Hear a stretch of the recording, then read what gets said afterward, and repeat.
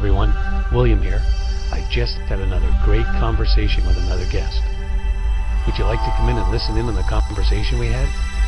By the way, feel free to share it with anyone you feel may find it of interest. Come on, let's go listen in now. I appreciate you coming out today, Bobby. Thank you for having me. Oh, you're welcome. You're welcome. It's a pleasure. It's been a real pleasure getting to know you, actually. Same here. Same here.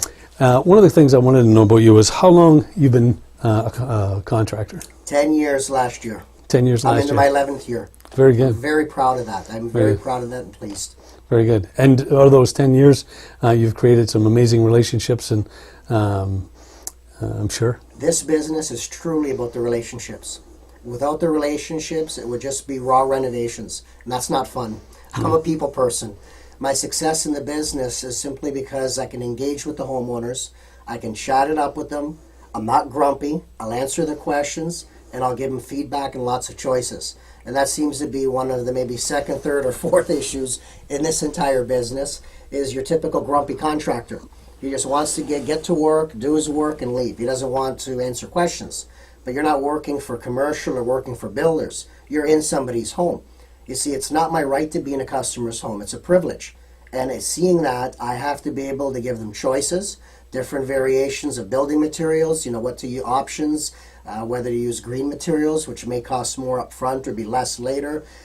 Painting choices. I mean, I could sit with a homeowner for hours or days going over, trying to give them my limited assistance with what to paint. So really, it is the relationships that'll determine how successful you are in home renovations. Very good. So these relationships that you build, every business has its opportunities. We've taken the word opportunity now and made it. We've taken a crisis and called it opportunity. That's what yes. how we've switched it. But how would you say that building relationships has helped you with the adversity or the opportunities that you've had in business? Everything does derive from helping people. When I started 10 years ago, it was simply home renovations.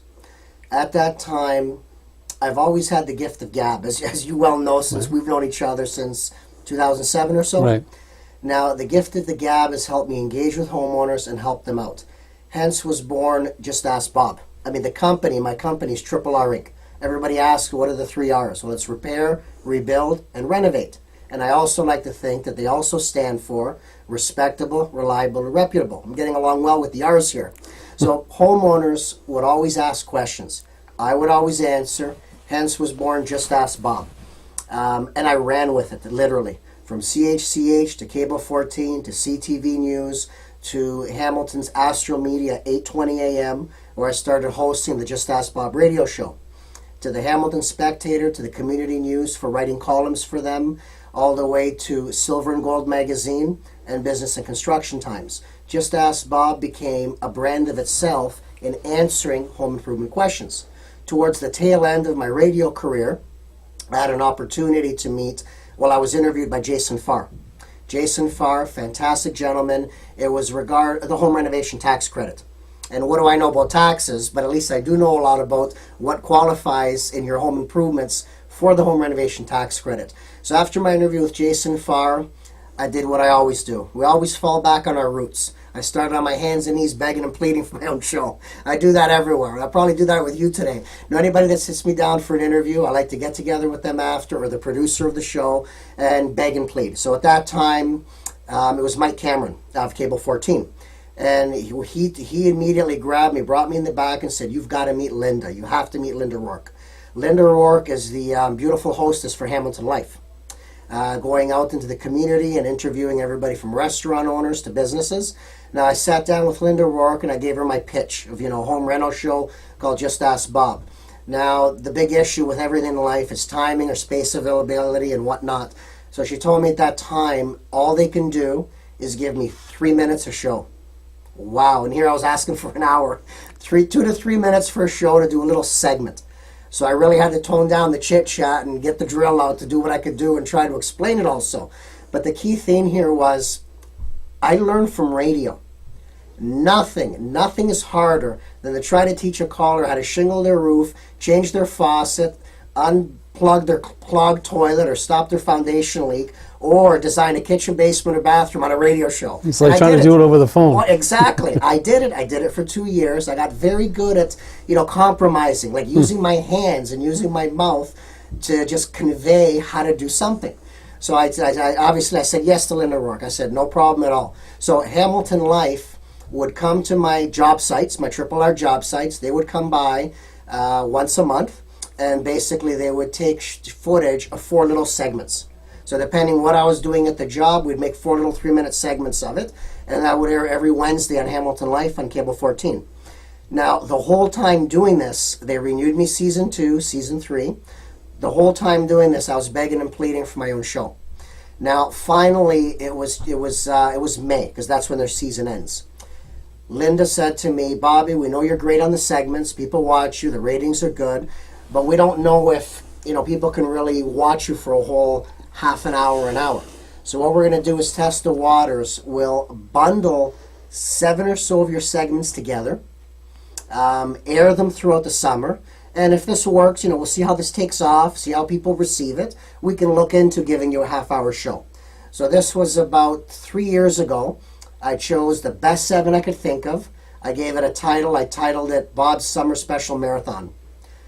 They aired it. I believe half the summer was over, and she contacted me and said, yes, we're going to start taping. We're going to go full-blown Just Ask Bob half-hour show.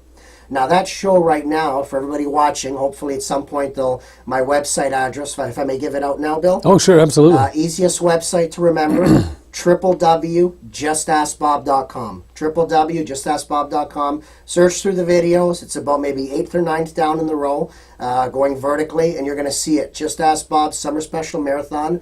That single half-hour show has just under 1 million views.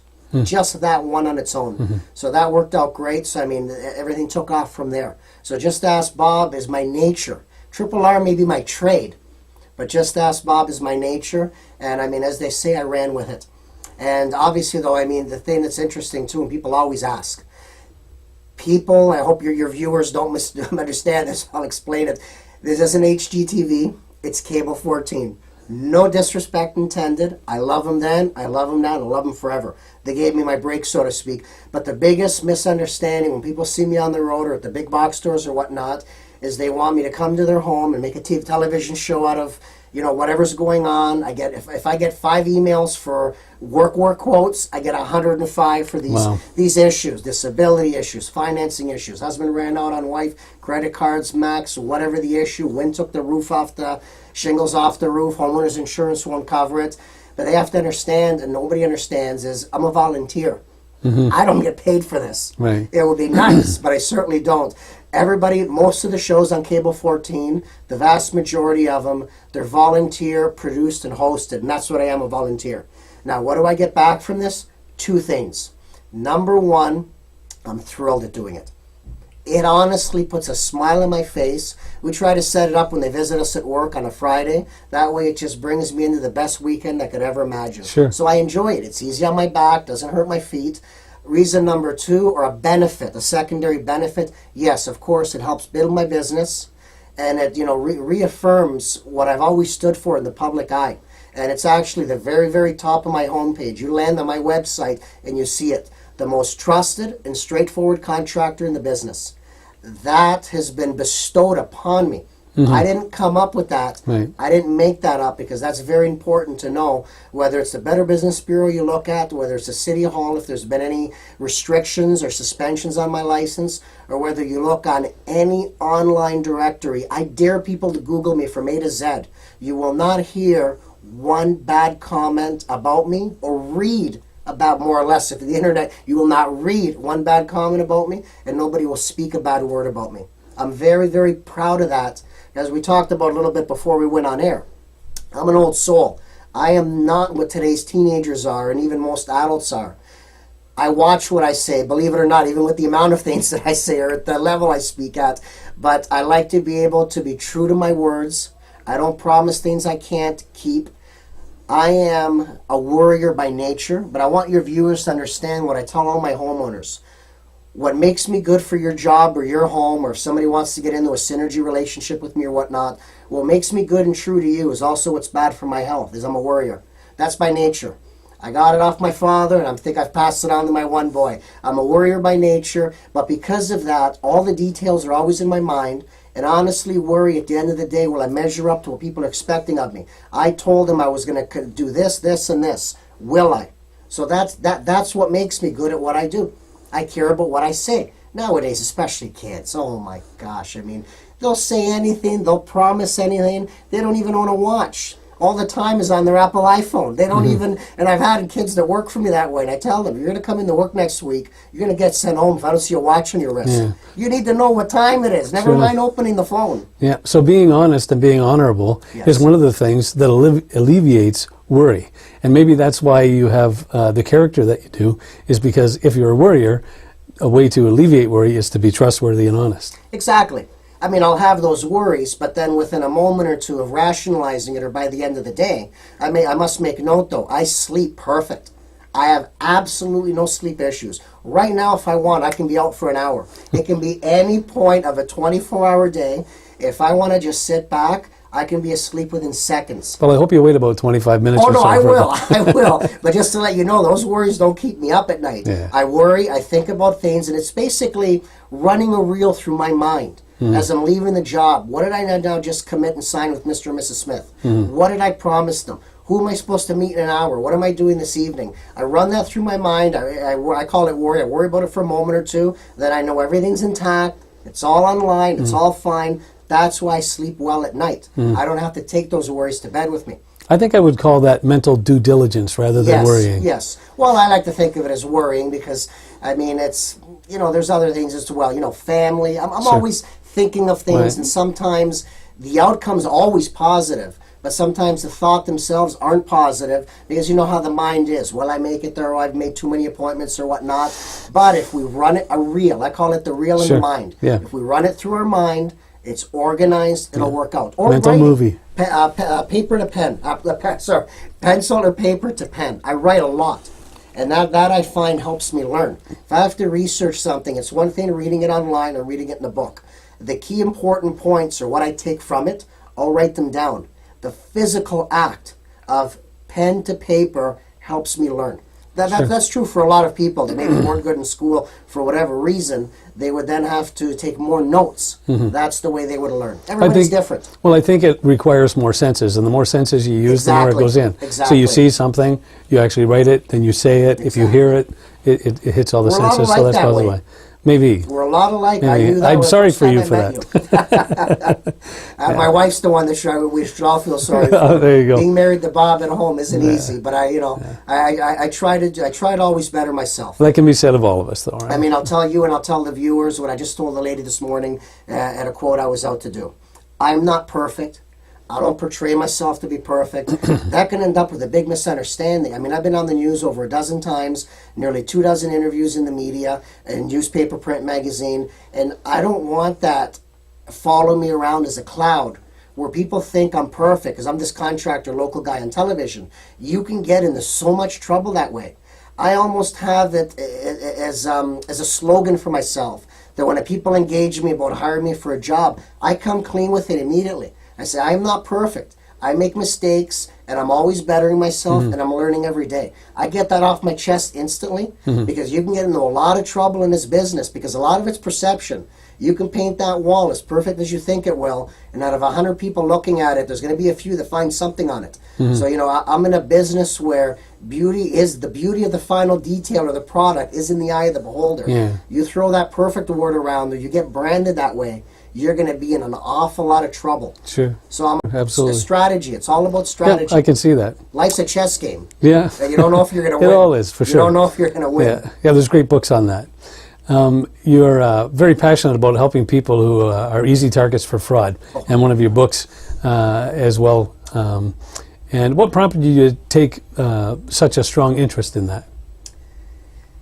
If I could take a moment to talk about seniors, and this ties in directly with a gentleman I'm going to mention in a few minutes who's a disabled senior. I could tell you, Bill, I don't know what it is. I mean, all this spiritual level or people being an old soul or whatnot. I've always been tagged as an old soul. My mom even tells me from when I was a little boy. My boy now is 9 years old, and since he was about 5, people have called him an old soul. I can remember being young. I've always had a connection with seniors. Always. I remember vividly in my mind right now. I don't know where it was, some kind of a mall, but I remember double doors. You know, these malls are, I remember I was in the double doors and there was other kids around. I was less than 10 years old. And they were making fun of an older fellow, a senior. He had a cane. They were making fun of him. I can almost hear their laughter ringing in my ears right now. I got upset. I got really, really, really angry. I would hold doors open for seniors. I'd be very polite to them. You know, I almost think it's because my father himself was practically a senior, or I grew up knowing my father's a senior. My dad immigrated from Greece. He came to our good country of Canada, settled here in Hamilton when he was 41, 42 years old. He didn't have me till he was 45. So you can imagine me growing up, everybody thought my dad was my grandpa. So I don't know for what reason, but I've always had a connection to seniors. And this goes back now, before radio. When I first got branded with Just Ask Bob and ran for it, Suzanne Soto Davies, she'll be watching this, if I can say a big thank you to her. Sure. She is the publisher of Silver and Gold magazine, which, if I'm not mistaken, I believe it is correct, there was a publication before, but she's the only one. She's the only exclusive publication in our country that caters 100% exclusively to seniors.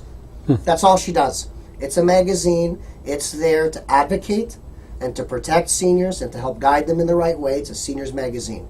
Now, again, we talked about this before here, about something different, but you know what I mean now, and I'm going to say Bob has a way of turning a negative into a positive. We all know how pushy salespeople can be. Sure. Our cross passed, and of course, as any good owner of a magazine publication, she had to do her due diligence and sell me advertising. Gosh, everybody wants to sell me something. If I had a penny for every time somebody wants to sell me something, I had a lot of money right now. So she tried to sell me ads. Now, again, I was very organized with the fact that, just like we discussed before, I always have a way of turning a negative to a positive. I politely turned her down, and instead I offered her an alternative.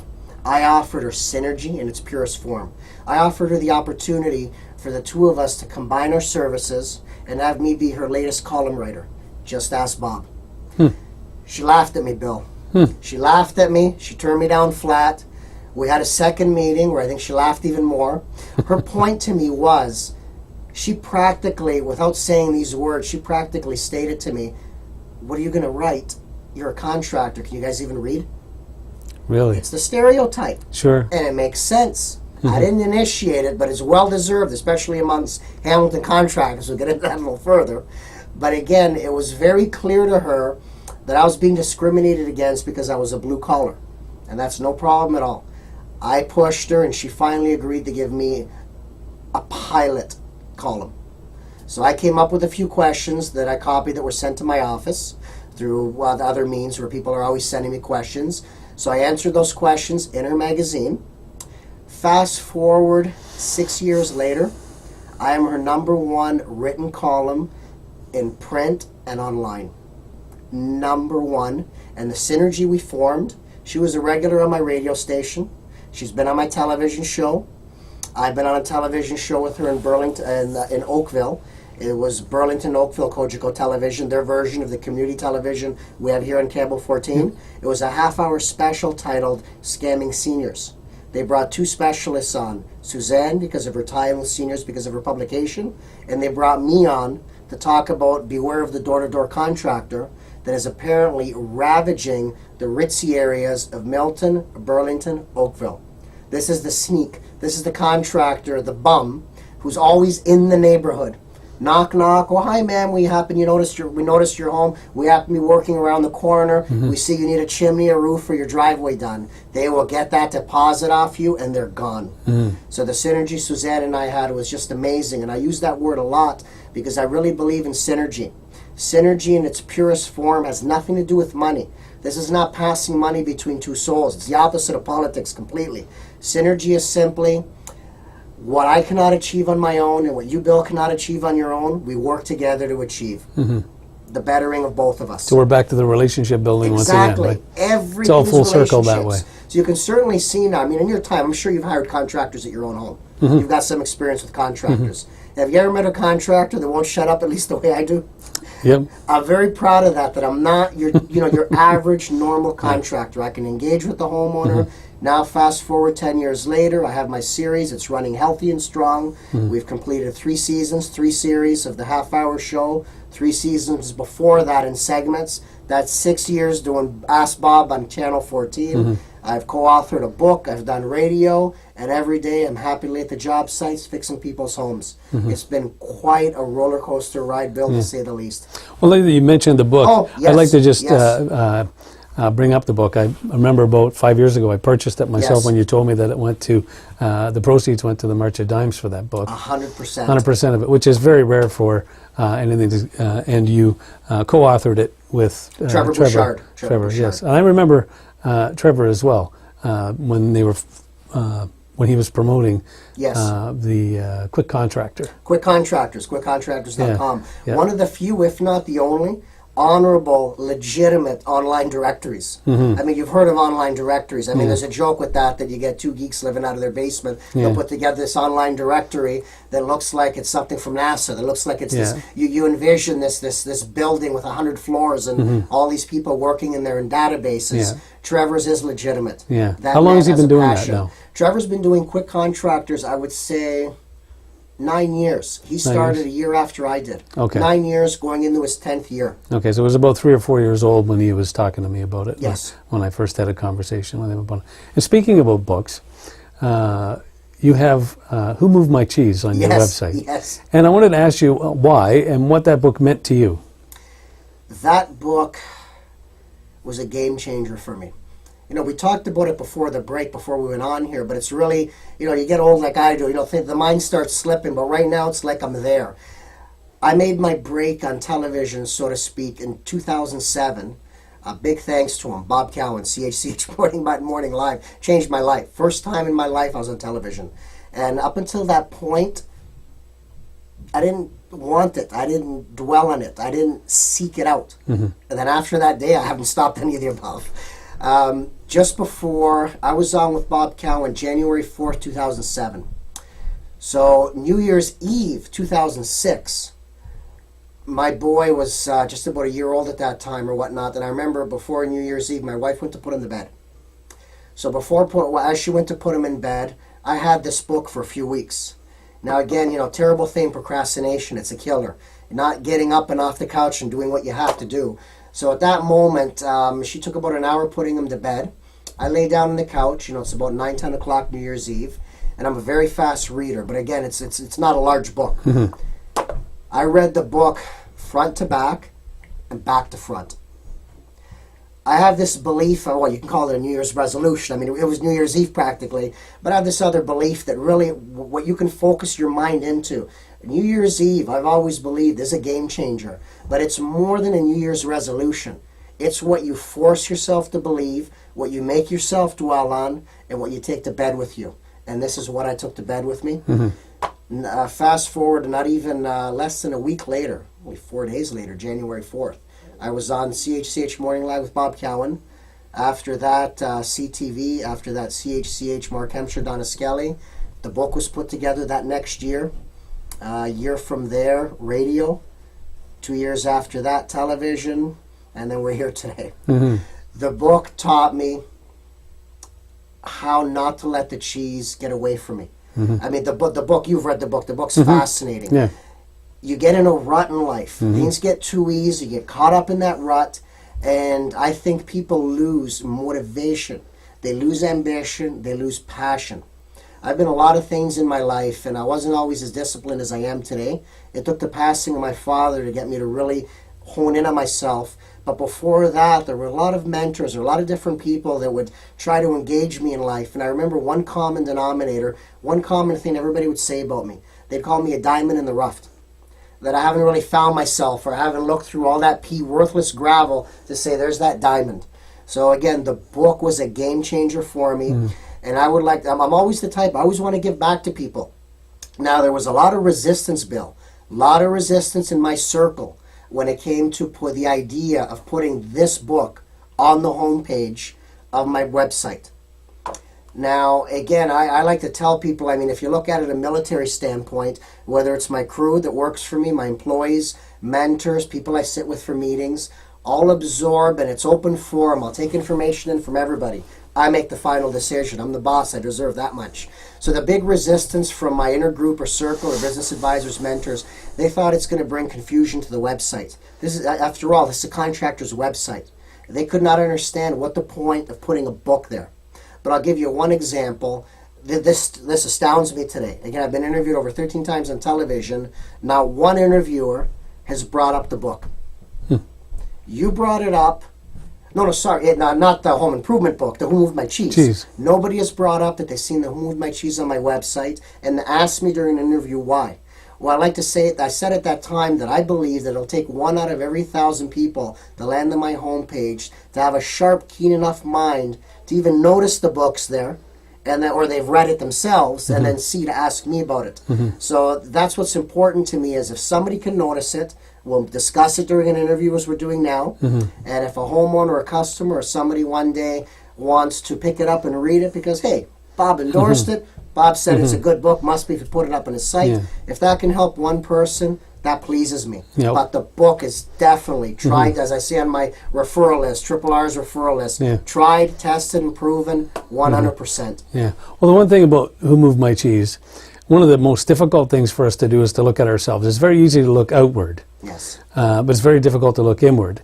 And what Who Moved My Cheese will do is allow you to, in a cartoonish way, in a humorous way, take a good look at take a look at yourself, right? And people will look at it. If they look at it and read it as a book about mice, they may not understand what it means. But if some of the people that I've given the book to myself have said, thanks for giving me the book. I now know who I am, which mouse I am. And then you can just kind of think about it and improve yourself by looking inward. And it's a must-read for all my employees. Yeah. All my employees, I make them read it on work time, during lunch, or when we're a little bit slow, and give them a bookmark, and they can keep track of what page they were on. It's quick, it's easy, it's a really light read, right? It's a light reader. Yeah, it's really. In today's society, though, I wouldn't say reading's on the top of everybody's list. No, true enough. There's a lot of other distractions. Whether it's the fine print in their hydro bill, whether it's the end literature that comes there with it.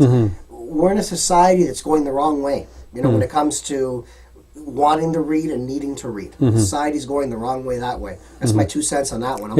I'm full of 2 cents every now and then. Well, technology, I go crazy. Yeah, technology is such, though, that with the Kindle and whatnot, people are starting to use technology to read. It's easier to carry around something to read. It's not as cumbersome as it was. So it's made some changes to allow people to read. And I see, in my experience, a lot of people reading, especially a lot of young people today that have crossed my path. I meet a lot of fascinating. The opposite. Yeah, I meet a lot of fascinating young people. I find a lot of young people, especially, at least that I find and I deal with, they're not reading.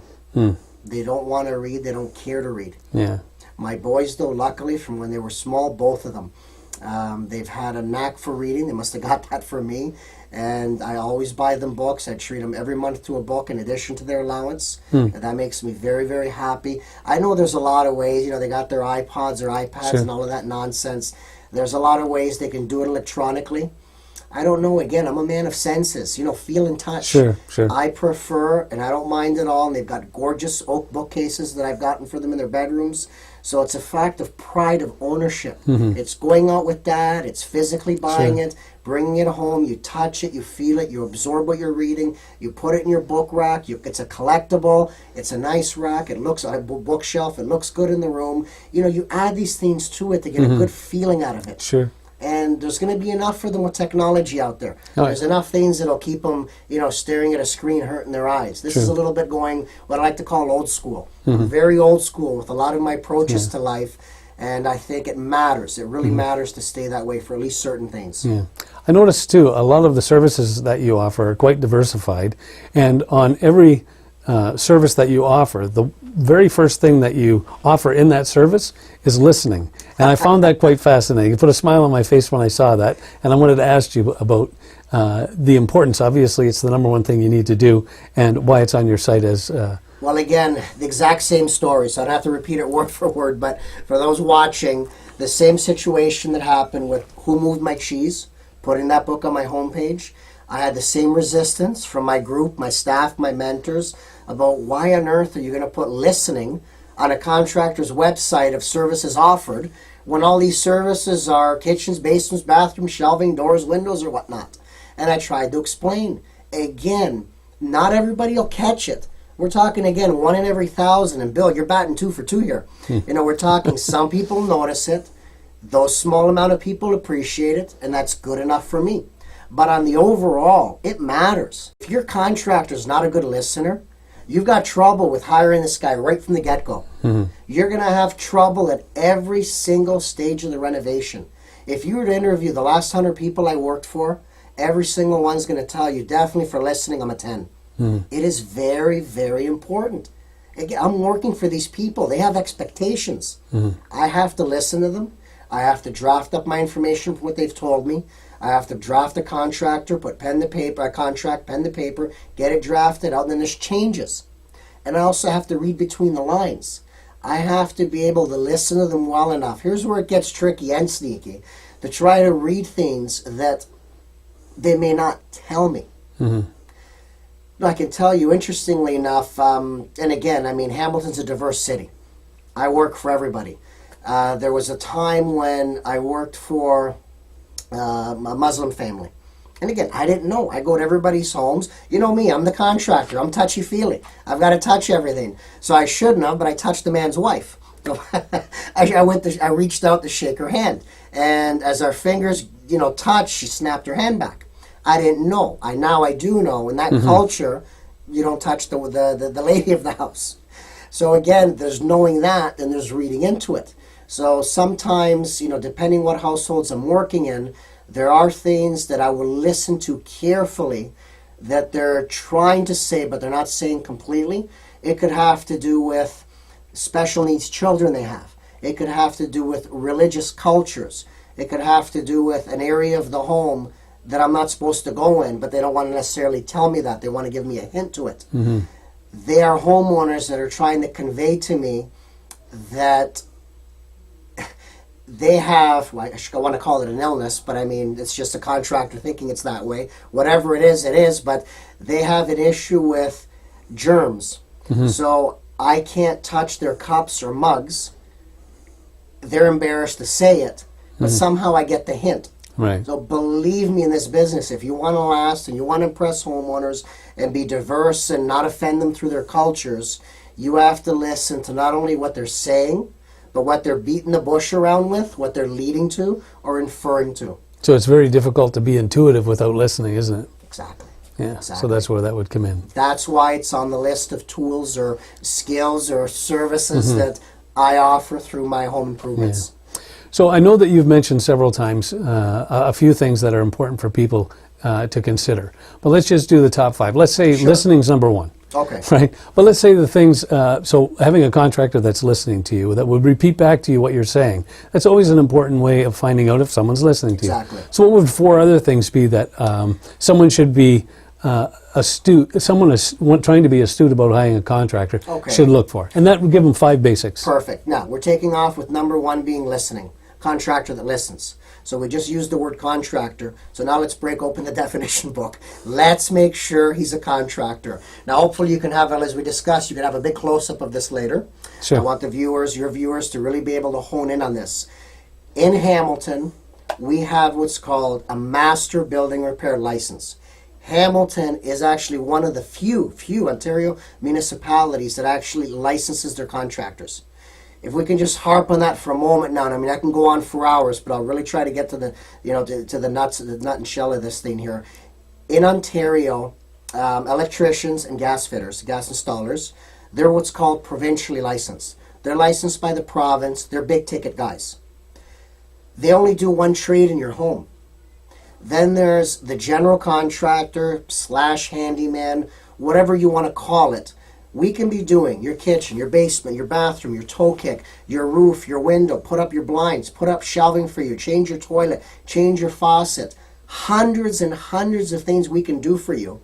The province disrespects each and every one of us, general contractors, tradespeople, or handymen.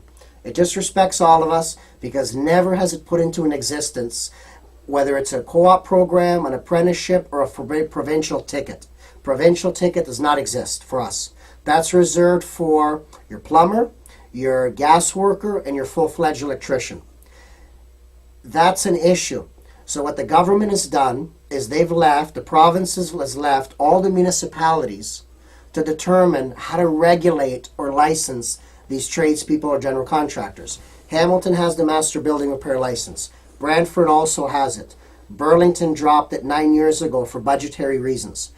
Oakville doesn't have it. Toronto has it. They call it the renovator's license. It is truly the wild, wild west throughout the province of Ontario with what municipality has it and what doesn't. So let me tell your viewers what you get from this magical license. Okay, so you want to be a contractor. Wow, doesn't everybody? Anybody can swing a hammer. I'm a contractor. If you want to be a real licensed contractor in the city of Hamilton, first thing you do is get a police clearance, and hopefully you can get one. That's key there. We'll get to that in a moment. Pass a police clearance, get the copy, get yourself in the city hall, fork out just under $300 for the application fee. Go buy yourself an Ontario Building Code book, the Bible for home improvements. Study your heart out. Get yourself in the third Wednesday of each month to City Hall, and you're going to write a 2-hour open book examination. Up until last month, I would have been the one grading your exam. I've been an honorary member of the City of Hamilton's Trade Board License Examinations. They put me on there because of my work on television, or hopefully if he's watching, if I can throw a shout out to John Lane. John Lane, City of Hamilton, Manager, Building Inspections and Licensing. John Lane contacted me 3 years ago because they had one board member retire. And he says to me, Bob, why we'd like to put you on the board. He says, we can't think of anybody else at this moment, especially you, because how much you're always shooting your mouth off on television about licensing. So hence I became a teacher, trades examiner there, examining the license, the examination papers, testing and grading them. Just this December, they retired me from the board after 3 years, nice retirement plaque and everything, although every time I look at that bill and then I see retirement on there, it just makes me do a double take. They need fresh blood. It's a technicality. Sure. They want to bring in different people so other contractors don't get upset that why am I on the board for so long. But the important thing now is the contractor's going to write a 2-hour exam. You have to get a passing grade of at least 70%. Now, a new contractor is born in our city of Hamilton. What does this mean for the homeowner? Police clearance. You know, your contractor can possibly be in your home before you even get dressed and leave for work, and he might even still be there plugging away when you're back from home. You've got jewelry, you've got valuables, you've got possessions, you've got children, you've got young children. This guy can just pillage the place. I mean, I can't even, we'd have to do a whole show dedicated to that. I can't even go far enough into this topic, but let's just tell your viewers to use their imagination now. How important is it knowing the guy's got a police clearance? Well, put it this way. If he's hired and he's got a trade license, master building per City of Hamilton, he's got a police clearance. If he doesn't have this, he doesn't have a police clearance, more than likely could even have a criminal record. That's why he's a contractor without a license, because he's good at what he does, but he can't go write his trade exam test because he's got convictions. So that's very important. Secondly, I would say, gosh, pretty important too, the guy passed a 2-hour exam in the building code. You think he might know what he's doing in your kitchen, basement, or bathroom. The other part is you have to show proof annually to the City of Hamilton Trade License Department that you have minimum $1 million contractor's liability insurance. So we talked about your contractor being a good listener. Let's hope he's a real contractor. That's 2 items there. Again, now insurance. Make absolutely certain your contractor has liability insurance. The way the law looks at it, Bill, if I'm in your home and I'm doing a renovation, let's say towards the end, you owe me $1,000 balance once I've completed. During that renovation, a ladder falls or slips and I cause $2,000 damage to something. Or I cause a small fire, whatever the case, I cause $3,000, $4,000 in damages. Remember now, you only owe me $1,000 after I'm done. It's a small job. Do I really have to pay you? I mean, you're going to hold back that $1,000. You're not, of course, you're not going to give me my $1,000. You want a couple of grand. I've just busted your window, or God knows what I've done in the home. I think the contractor's honorable. Sure, he should pay you up, but I would guarantee you most are not. Boom, they're gone. Now that's something small. What if they burn your whole home to the ground? Sure. There's a lot of damages we can cause to your home during the work, and then there's issues after the work. Poor workmanship. You can trip and fall. Floorboard pops up. Something goes wrong. So you have to make sure the contractor has liability insurance.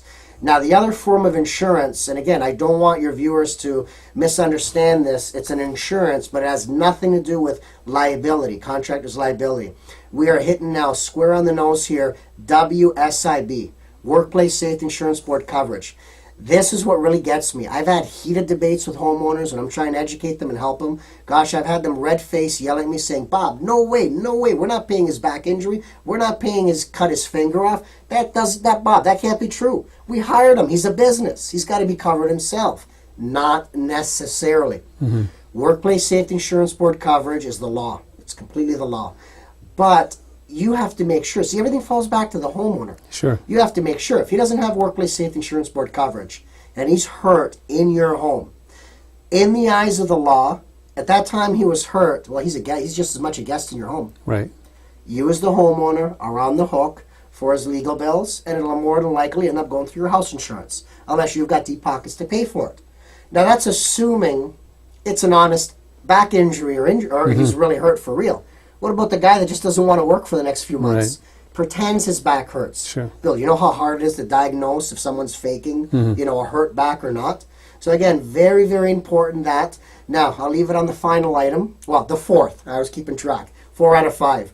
Fourth item is critical. You have to make sure you get references. Now, go back 10, 20, 30 years ago.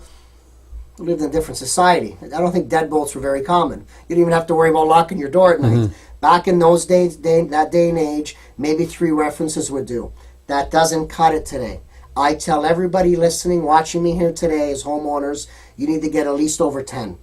Believe me, I'm not just trying to drag these things out for you, but there's too much fraud going on in today's day and age. There's too many places, for everything from U.S. Steel closing down, those guys running around doing rentals on the side. There's too much going on where anybody thinks they're a contractor and anybody's going to use their sister, brother, or friend to reference them out for the 2 or 3. Get at least 10 references.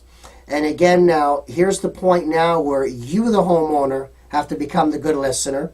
Because now you have to read between the lines, because some of these people, we live in a litigious society where whether it's an employer or whether it's a homeowner, they may be a little hesitant to badmouth the contractor or the employer badmouthing their employee they fired in case people start suing now for slander.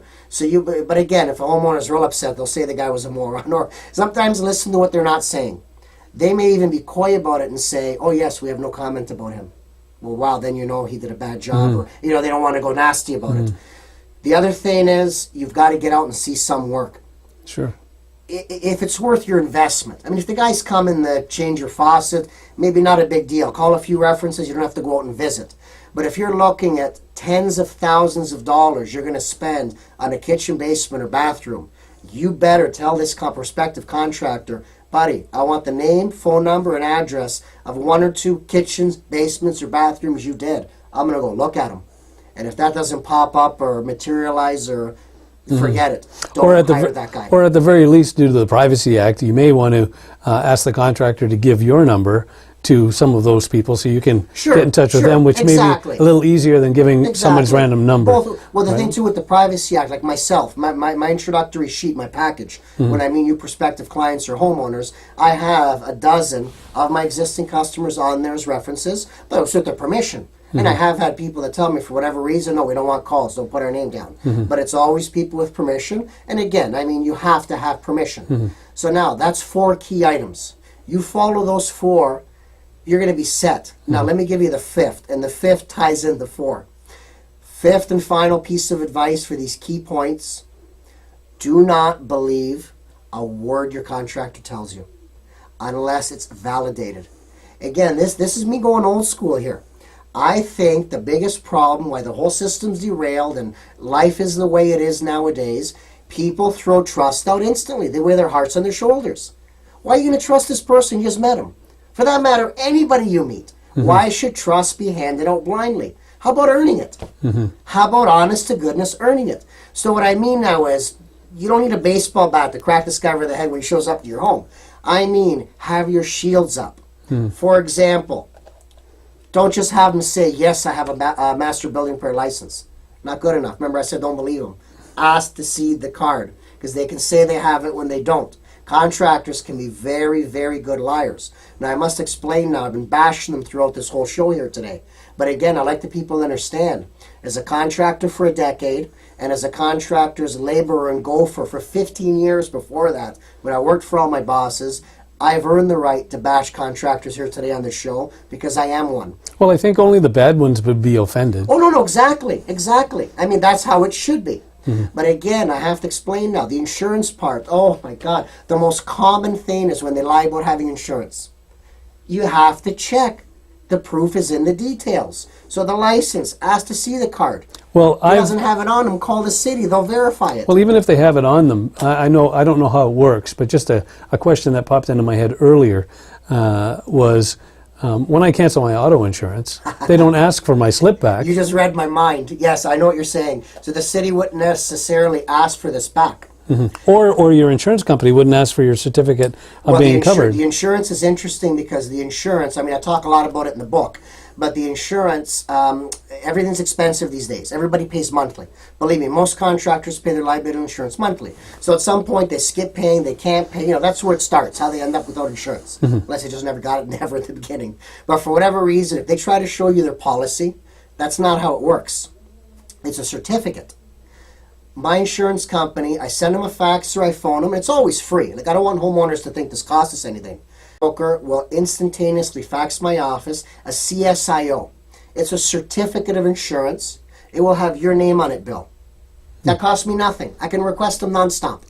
And the interesting thing is, your name and contact information is automatically on it, and it says right there that if I stop paying my insurance or they cancel me, the insurance is on the hook. It is their onus and responsibility to mail you notification within 7 days. So you're kind of registered in there now. So if I start your project and I skip my insurance off, they'll notify you, and that's all free. So I guess a contractor doing a great due diligence would be coming out to Bill's place to do an estimate, knowing that he's coming out. He's not going to come out at a moment's notice. He has some time. Having those documents readily available and offering them rather than being asked would be a great thing. You asked, I'll answer, Bill. 10 years, the number two thing people have always said to me, number one, a lot of times is, wow, you came, you're here. Contractors don't even show up to their own appointments. Right. Homeowners are astounded when I show up. I'm like, thank you for having me. No, thank you, Bobby, for coming. That's not the number two thing, or the number one. Number two thing would be, they have never, ever seen a package like the one I give them. Nobody taught me to do this. 10 years ago when I started my business, okay, the card I have, the insurance I print out, a general insurance thing, it's got the information there that subject to me getting the job, I'll give them the certificate of insurance. So it's just a letter from the broker. So I have the insurance. I have another letter from the WSIB.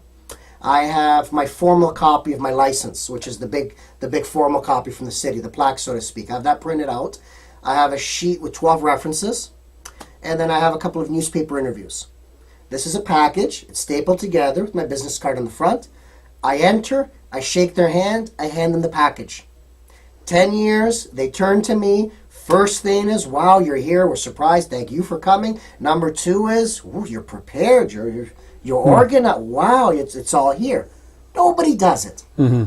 Now, if we can go a little cuckoo old school, just for a moment, I'll make it brief, because people need to understand why. Like, we've created almost a bit of confusion here. Our viewers are listening to you thinking, wouldn't they think it's not a moment's notice? Contractor knows he's going there next evening for an appointment. Why wouldn't he bring everything? You know, and I'm telling people that, I'm telling your viewers the contractors aren't. Well, your viewers will know. If they've ever hired anybody, they won't see those packages. If we can take this old school, and I hate to say this, but it'll resonate with people. Contractors are blue collar. And a lot of people, there's blue collar work, there's white collar work. I can tell you, at least our nitty gritty city of Hamilton, most all contractors, I would swear 90-95%, do not even have grade 12. You don't go through the education process, the schooling system. You don't go through the system, I'm going to be a contractor. It doesn't happen. Mothers, fathers, doctor, lawyer, dentist, you know the big push, the way our society is. The people that are contractors now, you're getting the majority of dropouts and degenerates and bums. And I think some of that's the licensed one, or most of that's the ones that aren't even licensed. It is what it is for whatever reason. It ties right into here. Everybody asks me, why is your book called A Contractor You Can Bring Home to Mom? Because I want to help those guys, and I'm one that hates stereotypes myself. I'm shattering stereotypes with this book. Mom, most mothers and fathers would love their daughter to bring home a doctor, dentist, or lawyer, or Sure. Mr. IBM, whoever, the guy that invented Apple, whoever. When the daughter tells their mother, or maybe the father, who knows, I'm dating a contractor, I'm dating a roofer, I'm dating a guy that just started summers pounding nails, framing homes, the mothers cringe. I want that to change. Hence, a contractor you can bring home to mom. I like to label this guy as a hybrid. A contractor that can bring trade experience to the job, and yet he's polished enough to say, thank you for having me over to your home today. He's well enough versed to know how to make the estimate a PDF and attach it to the email, and he's got enough marbles in his head to photocopy his license, insurance, and WSIB paperwork and hand it over as a package to the homeowners. So really, there's a lot of levels to this. There's a lot more than just finding a guy that can swing a hammer. Sounds to me like you must have a pretty proud mother-in-law.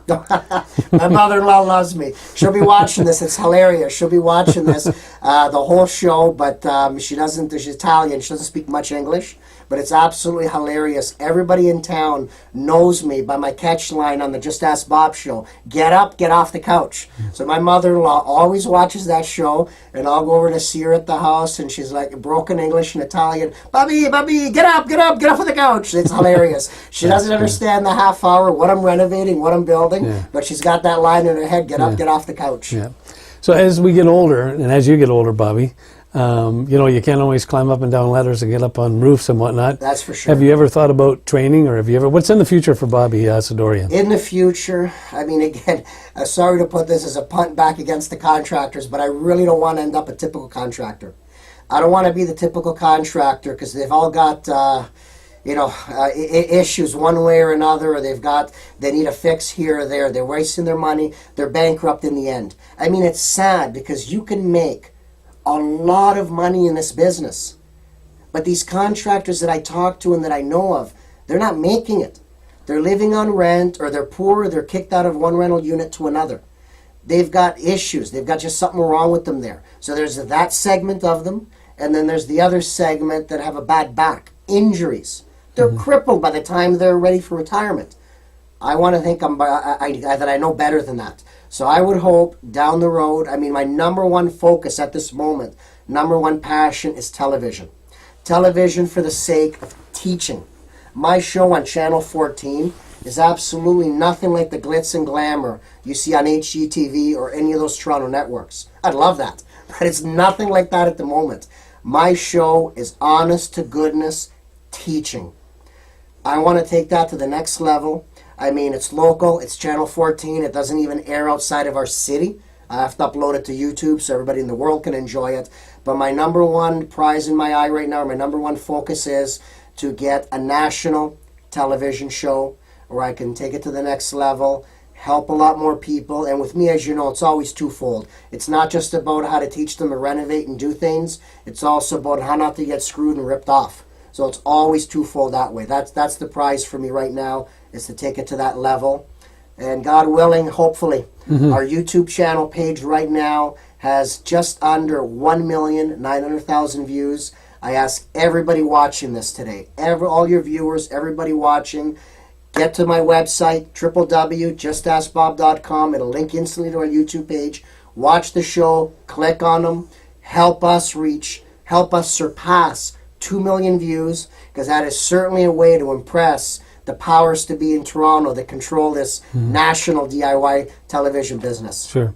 Do you have anything outside of the contractor, any extracurricular activities that you'd like to pursue? Oh, wow. Well, to pursue as an income, or hobbies, you mean? To pursue as that would complement helping people in your community. Interesting.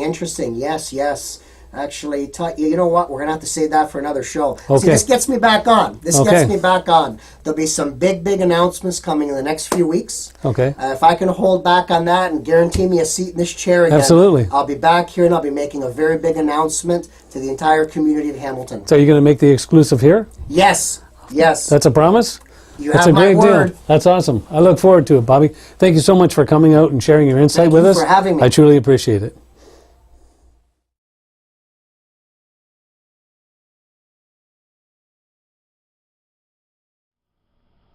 Join us.